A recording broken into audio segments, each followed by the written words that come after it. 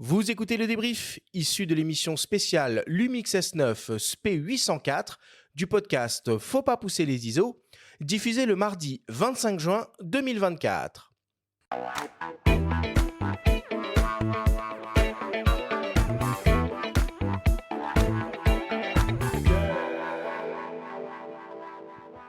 Nous sommes toujours avec Mathilde Lécuyer de Panasonic France et le vidéaste Benjamin Tanto de la chaîne YouTube Derrière la caméra pour parler du nouveau boîtier plein format Lumix S9. Alors si on devait essayer de résumer et synthétiser tout ce que l'on s'est dit pendant cette émission. Mathilde, la première question est pour toi. En quoi le concept même du nouveau Lumix S9 diffère avec les séries S5 et S1 ? Tu l'as très bien dit, le S9, c'est avant tout un concept. La tagline, c'est « Shoot, Edit, Share » avec le Edit barré. Donc, on va avoir un boîtier pour shooter, ne pas retoucher et partager, puisque le principe, ça va être de retoucher en quelques secondes à peine en s'appuyant soit sur une lutte existante d'un créateur disponible sur l'application Lumix Lab, ou alors d'une lutte déjà créée par moi-même, ou alors de ne pas retoucher du tout et de simplement partager tout de suite mon contenu. C'est un boîtier qui n'est pas en recul sur les nombreuses caractéristiques qu'on va lui associer. Il a notamment le nouvel autofocus hybride avec la détection de phase, et on va quand même avoir de l'open gate jusqu'en 6K, donc pour accéder à différents ratios sur une même image qui est enregistrée à l'origine sur la totalité du capteur, de l'anamorphique, de la rafale, voilà, il y a beaucoup de choses, mais c'est un boîtier qui diffère des S5 par sa compacité et le côté beaucoup plus intuitif, partage, je vais vite, je suis dans quelque chose d'instantané, de fun à utiliser. Moins professionnel que les S5 II et S5 IIX. Benjamin, toi tu fais partie des créateurs qui ont pu l'utiliser, notamment au Japon. Pour toi, c'est qui l'utilisateur de ce boîtier-là ?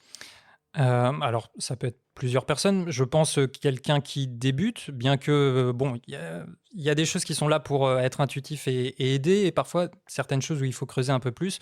Mais je pense quelqu'un qui a envie de sauter le pas et passer directement sur du plein format ou trouver un premier boîtier plein format, ça peut être voilà, une porte d'entrée.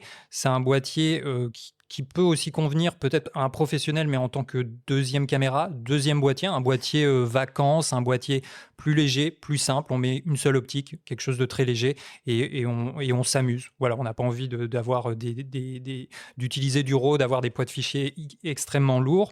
Donc je pense que c'est plutôt pour ce type de public. J'aurais envie de dire un peu les gens qui font du reportage photo de rue, mais je sais que tu pourrais me contredire avec des éléments... Je ne vais pas être forcément d'accord avec toi voilà. à l'absence de viseur, mais on a pu voir pendant l'émission que ça pouvait s'entendre. Moi, j'ai bien aimé l'utiliser justement avec... Je trouvais qu'il y avait des luttes et il y avait des images qui sautaient tout de suite aux yeux, mais effectivement, c'est une pratique où généralement les gens utilisent beaucoup le viseur, donc peut-être pas entièrement pour ces gens-là, mais globalement aussi pour quelqu'un qui jusqu'à présent utilisait un smartphone, qui s'amuse à faire des vidéos, des photos, mais qui a envie quand même peut-être d'explorer un univers différent, peut-être envie d'aller un petit peu plus loin, voire peut-être un projet professionnel.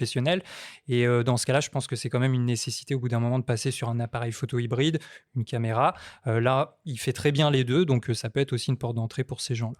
Bon. Mathilde, c'est quoi les spécificités ergonomiques et de design de ce nouveau Lumix S9 ? Le S9, il retrouve un design qu'on va appeler très flat, donc à l'image des GX sur les Lumix G.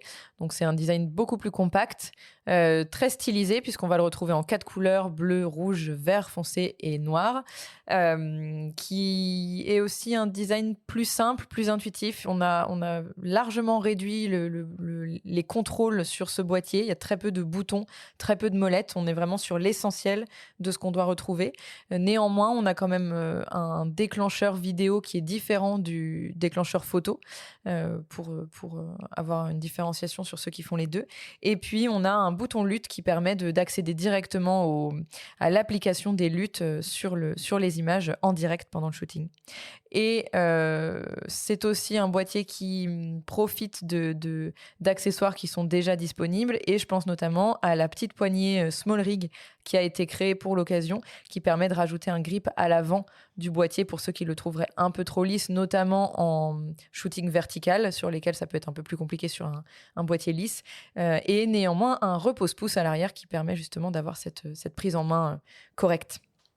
Là, tu parles des luttes, on en a beaucoup parlé pendant l'émission. Adelin dit même lutte. Est-ce que tu peux nous dire en quoi ça consiste, Benjamin, les luttes, nous rappeler ce que c'est peut-être? Alors, bon, je vais pas l'expliquer aussi bien qu'Adelin, mais LUT, donc c'est Lookup Table Conversion. Donc, peut-être pas dans ce sens-là où il y a Lookup un table. lookup table. Bon, bref, c'est vulgairement, c'est une retouche, c'est un ensemble de réglages appliqués directement à une image. Voilà, on pourrait même dire c'est un filtre. Finalement, le résultat, c'est proche d'un filtre. Alors, habituellement, LUT, on utilise ce terme plutôt pour la vidéo, et en photo, les gens ont peut-être plus entendu parler le terme preset, mais là, globalement, ils ont voulu tout réunir autour du terme LUT. Et donc voilà, c'est un filtre que tu vas appliquer directement sur ta vidéo ou ta photo. Tu as un look déjà, si tu as bien choisi ton look, ton preset, eh bien, tu vas avoir tout de suite un rendu qui devrait être assez intéressant, et ça permet de soulager, on va dire, un peu l'étape habituelle de post-production, que ça soit de la retouche photo ou de l'étalonnage pour la vidéo. Et donc, on a un fichier qui est tout de suite prêt à être diffusé sur les réseaux. Mathilde, est-ce que tu peux nous rappeler les principales caractéristiques techniques en photo et en vidéo de ce Lumix S9? Donc, c'est un boîtier qui a l'autofocus hybride à détection de phase, qui profite de la double stabilisation qui va jusqu'à 6 stops et demi, et qui a même l'option Active IS pour la vidéo, surtout avec des plans qui peuvent être vraiment très très stables. On a l'impression que ça plane presque. En photo, on va retrouver le mode haute résolution 96 millions de pixels et la rafale jusqu'à 30 images secondes en AFS et en AFC. On va aussi avoir en vidéo de l'open gate jusqu'en 6K, de l'anamorphique 3,3K et du Vlog pour ceux qui veulent pousser un peu plus loin leur vidéo, du MP4 Lite qui est nouvelle qualité d'enregistrement pour aller plus vite justement dans le transfert, notamment via Lumix Lab et via les réseaux sociaux, du slow motion jusqu'en 180 images par seconde, et puis la fonction LUT temps réel ou real time LUT selon la langue qu'on utilise pour appliquer directement les presets ou les LUT dans le boîtier ou via l'application. Et rappelons qu'il n'y a pas d'obturateur mécanique dans ce boîtier. Obturateur électronique, ouais. Est-ce que tu peux nous rappeler ce qu'est l'Open Gate, Benjamin? On en a beaucoup parlé pendant l'émission. Oui, l'Open Gate, c'est un format qui va exploiter la totalité du capteur. Donc, c'est un format qui est plus large, qui est plus haut aussi enfin, pas plus large que le 16/9, mais plus haut. Et donc, l'intérêt, c'est que c'est assez polyvalent parce que du coup, on peut sortir sa vidéo, son format 16/9 pour le mode paysage traditionnel, où on va pouvoir aussi avoir beaucoup plus d'informations aussi pour exploiter un format vertical pour les réseaux sociaux. Mathilde, qu'est-ce que tu peux nous dire sur les durées d'enregistrement des séquences vidéo qui sont assez restrictives sur ce S9? Oui, les durées d'enregistrement, elles sont limitées à 10 minutes en 6K, 15 minutes en 4K et 20 minutes en Full HD. C'est un boîtier qui n'est pas un boîtier de vlogging. C'est un boîtier qui va être utilisé pour de la création de contenu instantané, de contenu qui va être très rapidement étalonné et partagé en ligne sur les réseaux sociaux, donc en Reels, en Short YouTube, qui ne vont pas nécessiter des enregistrements très longs. Si on a besoin dans notre pratique d'enregistrements plus longs pour les YouTubeurs en facecam par exemple, ou pour des vidéos qui soient en plan séquence, ou voilà, vraiment des choses plus longues, il faudra de la même manière que si on souhaite du RAW ou du ProRes, s'orienter sur un S5 II ou un S5 IIX. Est-ce que l'un de vous deux peut présenter succinctement la nouvelle application Lumix Lab? Allez, ok, je me lance. Succinctement, l'application Lumix Lab, elle permet de récupérer les fichiers qui ont été shootés par le boîtier et de les partager très rapidement, puisque on parle de 30 secondes entre le moment où je shoot et le moment où je partage, sachant qu'on peut activer la fonctionnalité qui me permet d'avoir le transfert automatique de mes images du boîtier au smartphone de façon instantanée. Ensuite, soit je partage sur les réseaux directement mon image, soit je passe par une toute petite étape de retouche. J'applique des LUT proposées par Lumix ou alors des LUT proposées par les créateurs sur l'application, ou je passe quelques secondes de plus si j'en ai l'envie pour retoucher les LUT des créateurs à mon image, ou alors pour carrément retoucher en entier la photo à mon image, enregistrer cette LUT pour la réutiliser plus tard et poster sur les réseaux. Benjamin, quel type d'optique tu conseilles avec ce Lumix S9? Bon, je vais pas dire à chaque fois le 85 mm, mais c'est celui que j'ai bien aimé pour du portrait. Bah, voilà, il y a cette série de focale fixe qui est quand même une grande ouverture, f1.8, qui est relativement abordable, surtout là avec l'offre de lancement. Donc, idéalement, ça serait un peu contre-productif d'aller sur une optique trop volumineuse. Donc, il y a cette série de focales fixes. Non, je ne vais pas toutes les citer, mais on a du 24, du 35, du 50, du 85. Vous avez Et le 18, comme ça on les a tous. Voilà, bah, c'est le seul que... Voilà. Le 18 mm aussi. Et après, pourquoi pas un 28-200 mm. Ça grossit un petit peu l'ensemble, mais au moins on a une belle plage de focale. Je pense que l'optique qui arrive, et j'ai pas retenu le 11-40, 18-40 mm, va être très intéressant. D'ailleurs, moi j'aurais bien aimé... j'aurais bien aimé avoir eu cette optique lors du lancement du produit. Je pense que ça aurait bien fonctionné. Et après, bon, vous avez Sigma aussi qui a leur série High Contemporary qui ressemble un peu à la focale, à la série 1.8 de chez Lumix et qui est aussi de bonne facture. C'est un tout petit peu plus refermé au niveau du diaph, mais on est sur un gabarit assez intéressant pour être utilisé avec le S9.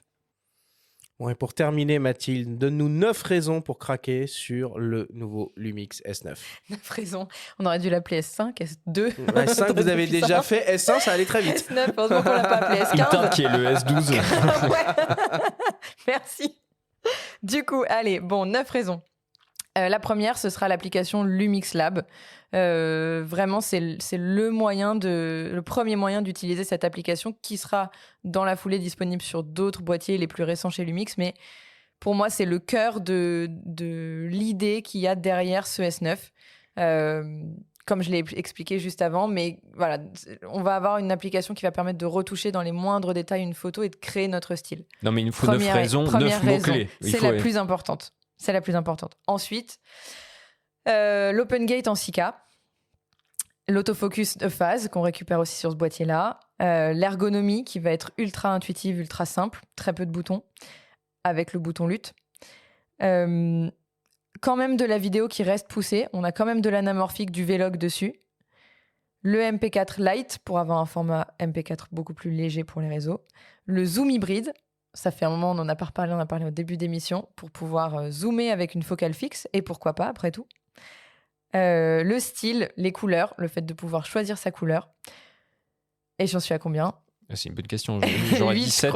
Ah oui, 7, 8. Personne n'a compté. Une dernière. Le fait que je crois que c'est un boîtier qui est fait pour les gens qui ont envie d'être créatifs et de créer leur style et de s'amuser et d'avoir quelque chose de fun entre les mains pour créer de l'image. Bon, et rappelle-nous le prix et la disponibilité de cet appareil, s'il te plaît. 1 699 € en boîtier nu, 2 000 € avec la 2060 et 2 500 € avec la 28-200, et le tout disponible en magasin début juillet. C'est parfait. Merci beaucoup pour toutes ces explications.